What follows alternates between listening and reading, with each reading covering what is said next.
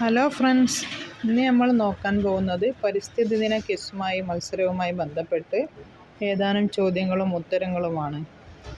ഇപ്പോൾ വീഡിയോയിലേക്ക് കടക്കുന്നതിന് മുമ്പ് നിങ്ങൾ ഈ ചാനൽ ആദ്യമായി കാണുകയാണെങ്കിൽ ചാനൽ സബ്സ്ക്രൈബ് ചെയ്യുക, ലൈക്ക് ചെയ്യുക, ഷെയർ ചെയ്യുക. നമുക്ക് ചോദ്യത്തിലേക്ക് കടക്കാം. ആദ്യത്തെ ചോദ്യം, ലോക പരിസ്ഥിതി ദിനം എന്നാണ്? ഉത്തരം ജൂൺ 5. ജൂൺ 5-നാണ് ലോക പരിസ്ഥിതി ദിനം. കേരളത്തിലെ ജൈവ ജില്ല എന്നറിയപ്പെടുന്ന ജില്ല ഏത്? ഉത്തരം കാസർഗോഡ്. കാസർഗോഡാണ് കേരളത്തിലെ ജൈവ ജില്ല എന്നറിയപ്പെടുന്ന ജില്ല. ലോക ഭൗമദിനം എന്നാണ്? ഏപ്രിൽ 22. ഏപ്രിൽ 22-നാണ് ലോക ഭൗമദിനം. ആദ്യമായി ലോക പരിസ്ഥിതി ദിനം ആചരിച്ച വർഷമേത്? 1974 ജൂൺ 5. 1974 ജൂൺ 5-നാണ് ആദ്യമായി ലോക പരിസ്ഥിതി ദിനം ആചരിച്ചത്. ആദ്യത്തെ ലോക പരിസ്ഥിതി ദിനത്തിൻ്റെ സന്ദേശം എന്തായിരുന്നു? ഒരേയൊരു ഭൂമി. ഒരേയൊരു ഭൂമി എന്നതായിരുന്നു ആദ്യത്തെ ലോക പരിസ്ഥിതി ദിനത്തിൻ്റെ സന്ദേശം. പരിസ്ഥിതിയുടെ പിതാവ് എന്നറിയപ്പെടുന്നത് ആര്? Alexander von Humboldt. Alexander von ഹംബോൾട്ടാണ് പരിസ്ഥിതിയുടെ പിതാവ് എന്നറിയപ്പെടുന്നത്. 2024 ഗോൾഡ്മാൻ പരിസ്ഥിതി സമ്മാനം നേടിയ ഇന്ത്യക്കാരൻ ആരാണ്? അലോക് ശുക്ല. അലോക് ശുക്ലയാണ് 2024 ഗോൾഡ്മാൻ പരിസ്ഥിതി സമ്മാനത്തിന് അർഹനായത്. ധവള വിപ്ലവത്തിൻ്റെ പിതാവ് എന്നറിയപ്പെടുന്നത് ആര്? വർഗീസ് കുര്യൻ. വർഗീസ് കുര്യനാണ് ധവള വിപ്ലവത്തിൻ്റെ പിതാവ് എന്നറിയപ്പെടുന്നത്. ഗ്രീൻ ബെൽറ്റ് പ്രസ്ഥാനം ആരംഭിച്ചത് ആര്? Wangari Maathai. വങ്കാരി മത്തായിയാണ് ഗ്രീൻ ബെൽറ്റ് പ്രസ്ഥാനം ആരംഭിച്ചത്. 2025 ലോക പരിസ്ഥിതി ദിനത്തിൻ്റെ പ്രമേയം എന്തായിരുന്നു? പ്ലാസ്റ്റിക് മലിനീകരണം അവസാനിപ്പിക്കുക. പ്ലാസ്റ്റിക് മലിനീകരണം അവസാനിപ്പിക്കുക എന്നതായിരുന്നു 2025 ലോക പരിസ്ഥിതി ദിനത്തിൻ്റെ സന്ദേശം. 2025 ലോക പരിസ്ഥിതി ദിനത്തിൻ്റെ വേദി എവിടെയാണ്? ദക്ഷിണ കൊറിയ. ദക്ഷിണ കൊറിയയാണ് 2025 ലോക പരിസ്ഥിതി ദിനത്തിൻ്റെ വേദി. ലോകത്തിലെ ആദ്യ ഊർജ പ്രസരണ ഉദ്യാനം ഏതാണ്?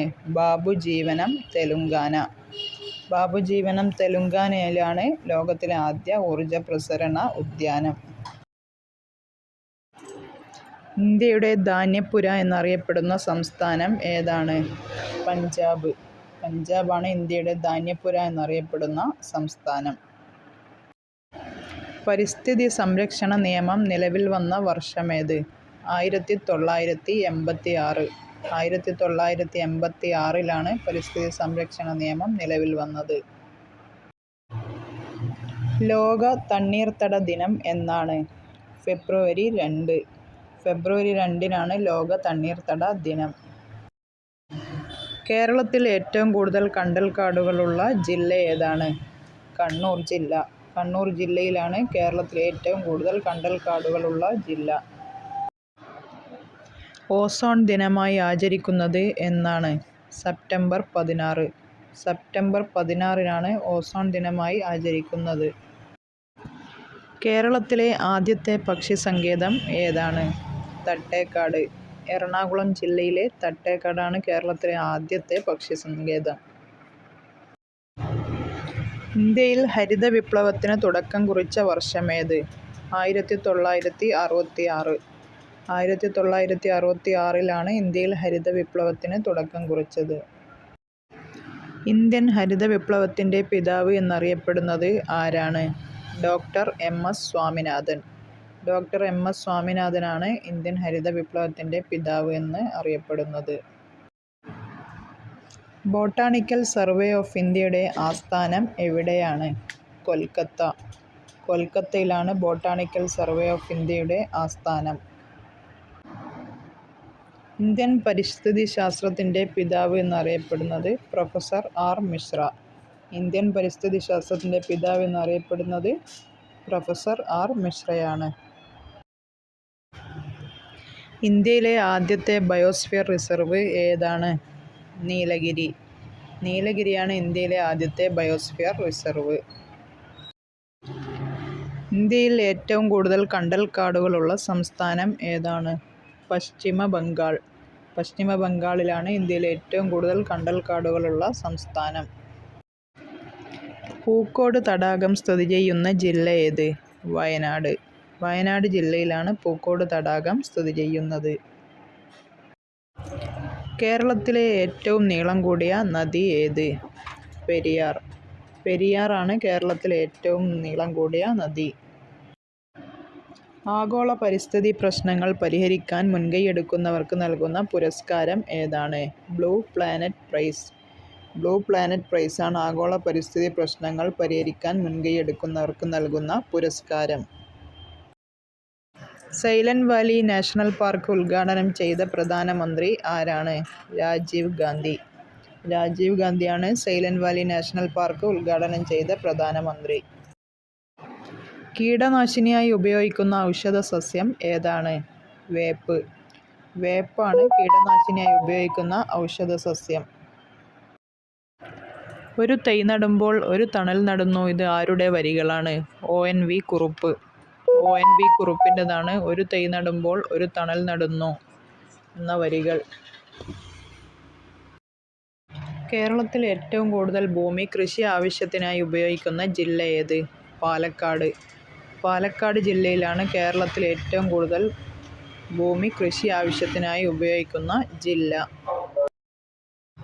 ഇന്ത്യയിൽ ഏറ്റവും കൂടുതൽ വനമുള്ള സംസ്ഥാനം ഏതാണ്? മധ്യപ്രദേശ്. ഇന്ത്യയിൽ ഏറ്റവും കൂടുതൽ വനമുള്ള സംസ്ഥാനമാണ് മധ്യപ്രദേശ്.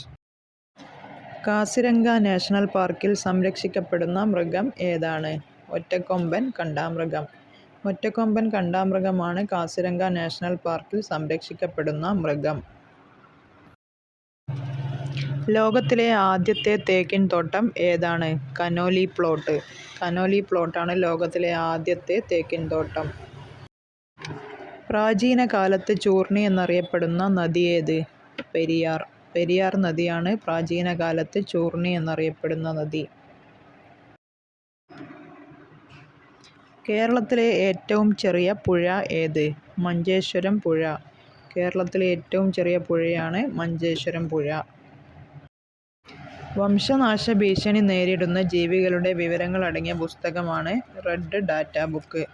റെഡ് ഡാറ്റ ബുക്കാണ് വംശനാശ ഭീഷണി നേരിടുന്ന ജീവികളുടെ വിവരങ്ങൾ അടങ്ങിയ പുസ്തകം. UNEPയുടെ പൂർണ്ണ രൂപം എന്താണ്? United Nations എൻവയോൺമെൻ്റൽ programme.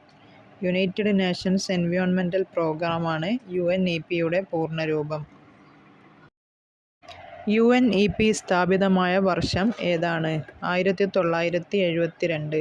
1972 UNEP സ്ഥാപിതമായത്. UNEPയുടെ ആസ്ഥാനം എവിടെയാണ്? നൈറോബി. കെനിയയിലെ നൈറോബിയാണ് UNEPയുടെ ആസ്ഥാനം. നിള എന്നറിയപ്പെടുന്ന കേരളത്തിലെ നദി ഏത്? ഭാരതപ്പുഴ. ഭാരതപ്പുഴയാണ് നിള എന്നറിയപ്പെടുന്ന കേരളത്തിലെ നദി. ലോകത്തിൽ നെൽകൃഷി ചെയ്യുന്നതിൽ ഇന്ത്യയുടെ സ്ഥാനം എത്രയാണ്? 2ാം സ്ഥാനമാണ് ലോകത്തിൽ നെല്ല് കൃഷി ചെയ്യുന്നതിൽ ഇന്ത്യയുടെ സ്ഥാനം. ഏറ്റവും വേഗത്തിൽ വളരുന്ന സസ്യമേത്? മുള. മുളയാണ് ഏറ്റവും വേഗത്തിൽ വളരുന്ന സസ്യം. ത്രിഫലങ്ങൾ ഏതൊക്കെയാണ്? കടുക്ക, നെല്ലിക്ക, താനിക്ക. കടുക്ക, നെല്ലിക്ക, താനിക്ക എന്നിവയാണ് ത്രിഫലങ്ങൾ. രക്തസമ്മർദ്ദത്തിനുള്ള ഔഷധമായ റിസർപ്പിൻ ലഭിക്കുന്ന സസ്യമേത്? സർപ്പഗന്ധി. സർപ്പഗന്ധിയാണ് രക്തസമ്മർദ്ദത്തിനുള്ള ഔഷധമായ റിസർപ്പിൻ ലഭിക്കുന്ന സസ്യം. മഞ്ഞപ്പിത്ത ചികിത്സയ്ക്ക് ഉത്തമമായ സസ്യം ഏതാണ്? കീഴാർനെല്ലി. കീഴാർനെല്ലിയാണ് മഞ്ഞപ്പിത്ത ചികിത്സയ്ക്ക് ഉത്തമമായ സസ്യം. ക്യാരറ്റിന് നിറം നൽകുന്ന വർണ്ണവസ്തു ഏതാണ്? കരോട്ടിൻ. കരോട്ടിനാണ് ക്യാരറ്റിന് നിറം നൽകുന്ന വർണ്ണവസ്തു.